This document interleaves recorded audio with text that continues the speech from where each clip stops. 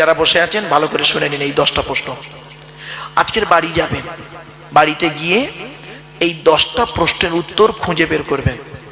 যদি উত্তর খুঁজে পান মনে মনে সকালবেলা উঠে বলবেন ইনশাআল্লাহ আমি জান্নাতি। আর যদি উত্তর না পান মরণ পর্যন্ত এই 10টা প্রশ্নের উত্তর খুঁজে বের করবেন। বলে গেলাম 10টা কি শোনো। 1 নাম্বার, কিয়ামতের মাঠে প্রথম প্রশ্ন আল্লাহ করবে আমাকে আপনাকে, এদিকে আয়। স্বামী হিসাবে পৃথিবীতে কতটা দায়িত্ব পালন করেছিস বল। কি হিসাবে? এখানে অনেক স্বামী বসে আছেন। স্বামী হিসাবে পৃথিবীতে কতটা দায়িত্ব পালন করেছিস? আল্লাহর নবী বললেন, এই স্বামীরা তোমরা তোমাদের স্ত্রীদের কমসে কম 17টা শিক্ষা দান করিও। কটা? 17টা শিক্ষা দান করিও। বউকে কটা শিক্ষা দিয়েছেন? একটাও তো দেননি। দয়া করে একটু শুনে যান অন্তত। 1 নাম্বার নবী বললেন, এই স্বামীরা তোমরা তোমাদের স্ত্রীদেরকে এই শিক্ষা দান করবে, আসসালামু কবলাল কালাম। স্বামী স্ত্রী যখন কথাবার্তা বলবে একে অপরকে সালাম দেওয়া নেওয়া করবে। আল্লাহর রহমত মহব্বত ভালোবাসা আল্লাহ বাড়িয়ে দেবে।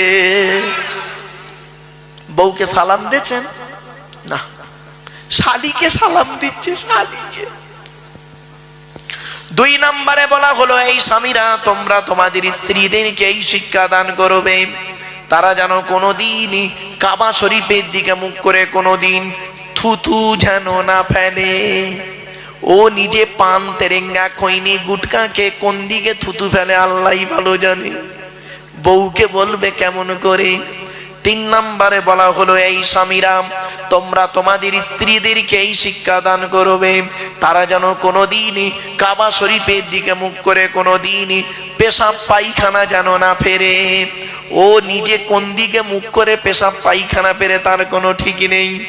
4 নম্বরে বলা হলো, তোমরা তোমাদের স্ত্রীদেরকে এই শিক্ষা দান করবে, তারা যেন কোনোদিন কাবা শরীফের পেছন ফিরে যেন পেশাব পায়খানা যেন না ফেরে। 5 নম্বরে বলা হলো, তোমরা তোমাদের স্ত্রীদেরকে এই শিক্ষা দান করবে, তারা যেন কোনোদিন গোসলখানায় কোনোদিন পেশাব যেন না ফেরে। কিছু বুঝতে পারছেন? আমার কথা বুঝতে পারছেন তো? বুঝতে না পারলে বলবেন। তারপরে বলা হলো, তোমরা তোমাদের স্ত্রীদেরকে এই শিক্ষা দান করবে।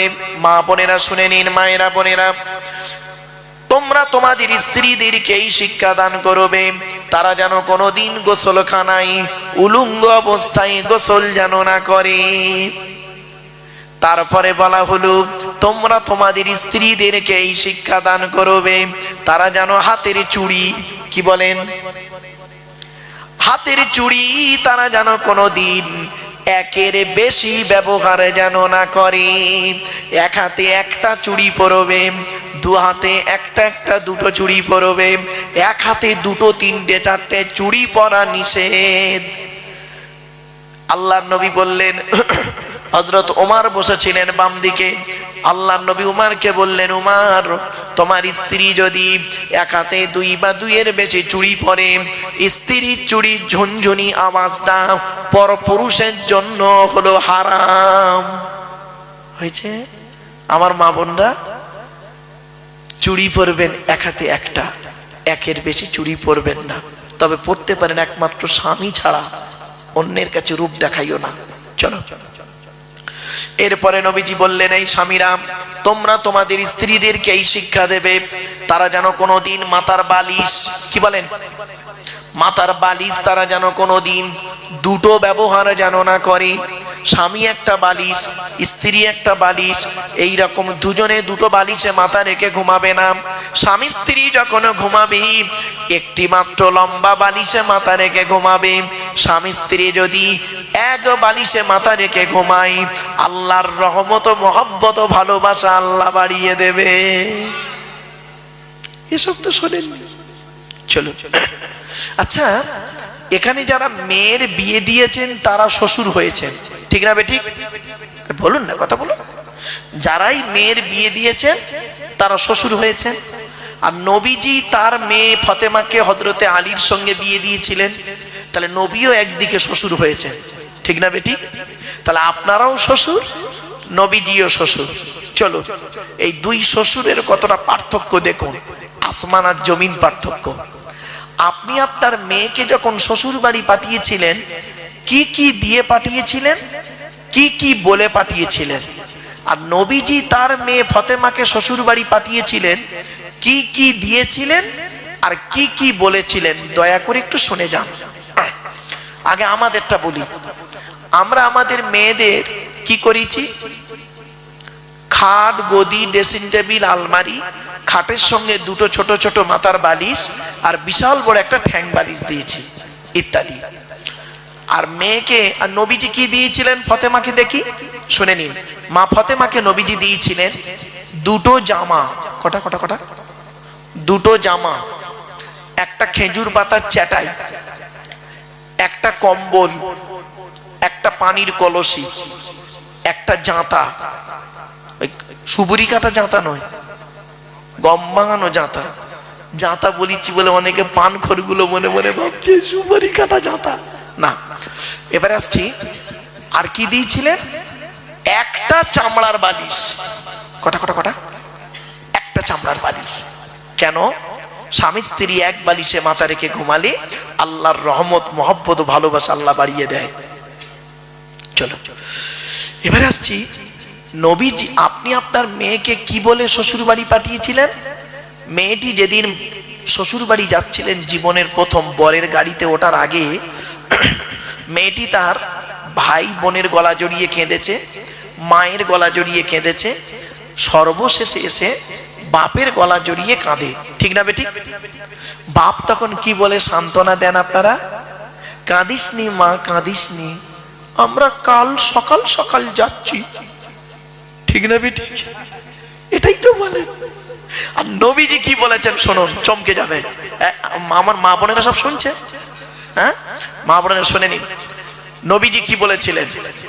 নবীজির বেটি ছোট মেয়ে ফতেমা যখন শ্বশুর বাড়ি যাচ্ছিলেন, আলীর বাড়িতে জীবনের প্রথম যাচ্ছেন, নবীকে ফতেমা বলছেন, আব্বা জান আজ আমি শ্বশুর বাড়ি যাচ্ছি,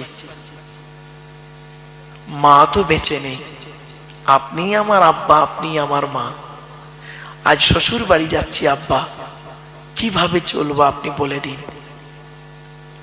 নবীজি একটা কথা বললেন, মা বোনেরা শুনুন, একটা কথা বললেন, ফতেমা, ফতেমা, আলীকে দ্বিতীয়বার ডাকতে যেন না হয়। কি বললো? কি বললো? আলীকে দ্বিতীয়বার ডাকতে যেন না হয়। তার মানে কি? এক ডাকে সাড়া দেবে, এক ডাকে সাড়া দেবে। তো মা ফতেমা বললেন, জি আব্বা জান, আমি স্মরণ রাখবো কথাটা মরণ পর্যন্ত। ব্যাস, মা ফতেমা যতদিন বেঁচে ছিলেন হযরতে আলীর এক ডাকে সাড়া দিতেন। একদিনের একটা ছোট্ট ঘটনা শুনে নিন, চমকে যাবেন। দেখুন, হযরত আলী একদিন নবীজির দরবার থেকে বাড়ি আসছে, অনেক রাত হয়ে গেছে, হাসান হুসাইন বাড়িতে আছে, বাচ্চা বাচ্চা ছেলে। হযরত আলী রাস্তা দিয়ে আসছে আর মনে মনে ভাবছে, হেস, আজকের এত রাত করে ফেললাম, ঠিক হলো না। ফতেমা জেগে আছে, হাসান হুসাইন বাচ্চা দুটো আছে। লজ্জিত ভাবে এসেছে বাড়িতে, এসে দরজায় ওই বালাটা আস্তে করে নাড়া দিচ্ছে, দিয়ে হালকা আওয়াজে ফতেমা একবার ডেকেছে। সঙ্গে সঙ্গে মা ফতেমা লাব্বাইক বলে দরজা খুলে দিয়েছে। তখন হযরত আলী বলছে, ফতেমা কিছু মনে করো না, আজকের একটু রাত হয়ে গেছে, জানো রাত হয়ে গেছে, কিছু মনে করো না, আর কাল থেকে আমার জন্য জেগে বসে থাকবে না, তুমি খেয়ে নেবে, হাসান হুসাইনকে খাইয়ে দেবে, তোমরা তিনজনে খেয়ে ঘুমিয়ে যাবে, আমি নবীজির দরবার থেকে যখন আসবো এসে খাওয়া দাওয়া করে ঘুমাবো। কথাটা শোনার পরে মা ফতেমা কি বলেছিল জানেন? শুনে নিন আমার মা বোনরা, ভালো করে শুনে নিন। মা নবীজির বেটি ফতেমা কি বলেছিলেন শুনে নিন। এটা হলো আমার মায়ের স্বভাব, বাপের অর্ডার। মায়ের স্বভাব, বাপের অর্ডার। হযরত আলী চমকে গেলেন, আচ্ছা মায়ের স্বভাব বাপের অর্ডারটা কি? তা বলছে, আমার মা খাদিজা, আমরা হলাম 7 ভাই বোন। ক ভাই বোন? নবী 7টা ছেলে মেয়ে, 3টে পুত্র সন্তান, 4টে কন্যা সন্তান। তো আমরা হলাম 7 ভাই বোন। 3 ভাইকে আল্লাহ বাল্যকালে ডেকে নেয়, 4 বোন জয়নাব, রুকাইয়া, উম্মে কুলসুম, আমি ছোট মেয়ে ফতেমা।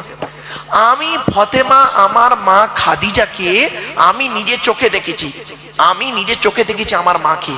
কি? আমার মা আমাদের 4 বোনকে খাইয়ে শুইয়ে দিয়ে আমার মা খাদিজাকে দেখেছি আব্বাজান যতক্ষণ না বাড়ি ঢুকতেন ততক্ষণ পর্যন্ত ঘুমানো তো দূরের কথা, খেতেন না। দরজা লাগিয়ে দাঁড়িয়ে দাঁড়িয়ে আল্লাহর কোরআন তেলাওয়াত করতেন, আল্লাহ আল্লাহর জিকির করতেন।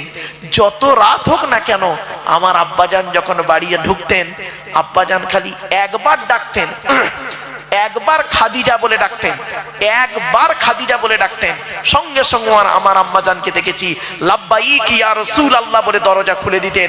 এই অভ্যাসটা আমি মায়ের থেকে শিখে নিয়েছি। আপনার মেয়ে আপনার জামাইয়ের জন্য করে, আসলে আপনার বউ তো আপনার জন্য করে না, তা আপনার মেয়ে করবে কি করে? ডাইসটাই তো খারাপ, ডাইসটাই তো খারাপ। বাড়ি থেকে ভাববেন মা বোনেরা, খালি নাম ফতেমা দিলে হয় না, নাম রোকেয়া দিলে হয় না, নাম খাদিজা দিলে হয় না, কাম করা লাগে। ঠিক না বেটি? চলো তারপরে বলছে বাপের অর্ডারটা কি? বলছে যেদিন আমি আপনার বাড়িতে আসি সেই দিন আমার আব্বাজান বলেছিলেন আলীকে দ্বিতীয়বার ডাকতে যেন না হয়, তা আমি মরণ পর্যন্ত চেষ্টা করে যাব আপনার এক ডাকে সাড়া দিতে। জোরে বলুন সুবহানাল্লাহ। আমার মায়েরা বোনেরা, স্বামী কি জিনিস, স্বামী কি জিনিস সেই দিন বুঝতে পারবেন যেদিন স্বামী আপনার পৃথিবী ছেড়ে চলে যাবে। বাপের বাড়িতেও ঠাঁই নেই, ছেলের ঘরেও আশ্রয় নেই, মেয়ের ঘরেও জায়গা নেই, স্বামীর বাড়িটাই হলো তোমার বাড়ি। মনে রেখো, স্বামীকে গালি দিয়ে, স্বামীকে অপমান করে তুমি শান্তি থাকতে পারবে না। শুনে নিন, একজন পুরুষ 4 জনকে খুশি করলে জান্নাতি। হে পুরুষ, তুমি তোমার রব আল্লাহকে খুশি করো, অর্থাৎ কোরআন মোতাবেক জীবন যাপন করো। 2 নাম্বার, হে পুরুষ তুমি তোমার নবীকে খুশি করো, হাদিস মোতাবেক জীবন যাপন করো। 3 নাম্বার, পুরুষ তুমি তোমার জন্মদাতা বাপকে খুশি করো। 4 নাম্বার, পুরুষ পেটে ধরা মাকে খুশি করো। এই 4 জনকে যদি খুশি করতে পারে কোনো পুরুষ, সে জান্নাতি। আর একজন নারী 3 জনকে খুশি করলে জান্নাতি। হে নারী, তুমি তোমার রব আল্লাহকে খুশি করো। হে নারী, তুমি তোমার নবীকে খুশি করো, নবীর হাদিস মোতাবেক জীবন যাপন করো। 3 নাম্বার, হে নারী, তুমি তোমার স্বামীকে খুশি করো। কোন হকের উপরে কোন স্বামী যদি তার স্ত্রীর উপরে নারাজ থাকে, আল্লাহ নারাজ হয়ে যাবে। মা বোনেরা বলে যাচ্ছি, শুনে নিন। নবীজি বললেন কয়েক শ্রেণীর নারী হলো জাহান্নামী, নামাজ পড়ে রোজা রেখে কোরআন পড়ে জাহান্নামে যাবে। কয়েক শ্রেণীর নারী কে কে? 1 নাম্বার, ওই নারী যে নারী নামাজ পড়ে রোজা রাখে, হজও করেছে, কিন্তু স্বামীর সঙ্গে যখন কথা বলে মেজাজ দিয়ে কথা বলে, ওই নারী নামাজ রোজা ইবাদত কবুল হবে না। 2 নাম্বার হলো ওই নারীর প্রতি আল্লাহর গজব পড়বে যে নারী স্বামীর দুর্নাম বদনাম অন্যের কাছে করে বেড়ায়।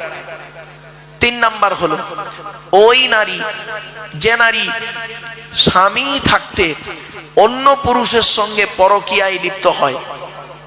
4 নাম্বার হলো ওই নারী স্বামীর বিছানা ছেড়ে দিয়ে অন্য বিছানায় রাত কাটায়। অনেক মেয়ে ছেলে আছে দেখবেন, স্বামী বুড়ো মানুষ, তার কোনো খবর রাখে না, আর ও করছে কি, ছোট ছেলের ঘরে ঘুমায়, নাতিকে নিয়ে ঘুমায়, তাহাজ্জুদের নামাজ পড়ে। কবুল হবে না স্বামী নারাজ থাকলে। 5 নাম্বার, ওই নারী যে নারী তার স্বামীর পরিবারের সঙ্গে খারাপ আচরণ করে। স্বামীর পরিবারকে, স্বামীর বাপ, স্বামীর মা, স্বামীর ভাই, স্বামীর বোন, মা বোনদের বলে যাচ্ছি খবরদার। অনেক মেয়ে ছেলে আছে দেখবেন স্বামীকে খুব ভালোবাসে, স্বামীর বাপ ভাইয়ের দেখতে পারে না, স্বামীর মানে ভাই বোনকে দেখতে পারে না। ওর বাপ ভাই এলে দেখবেন আদর আপ্যায়ন খুব হয়, আর স্বামীর বাপ ভাই এলে কোনো গুরুত্ব থাকে না। ওই নারী হলো জাহান্নামী নারী।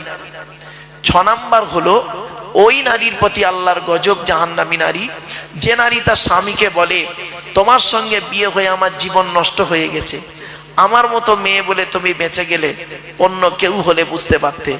ওই নারীর প্রতি আল্লাহর গজব। বাপেরা বাড়িতে গিয়ে ভাববেন আমার মা বোনরা এই জিনিস থেকে সরে থাকুন। নারীদের সম্পর্কে বলে গেলাম, শুধু তাই নয়, অনুরোধ করে বলে যাচ্ছি এই কথাগুলো মূল্যায়ন করুন। তাই 1 নাম্বার নবী বললেন কিয়ামতের মাঠে তোমাকে প্রশ্ন করা হবে স্বামী হিসাবে কতটা দায়িত্ব পালন করেছো, স্ত্রীর কতটা হক আদায় করেছো। শুনে রেখে দিন, স্ত্রীর পিতামাতার গালি দেওয়া হারাম।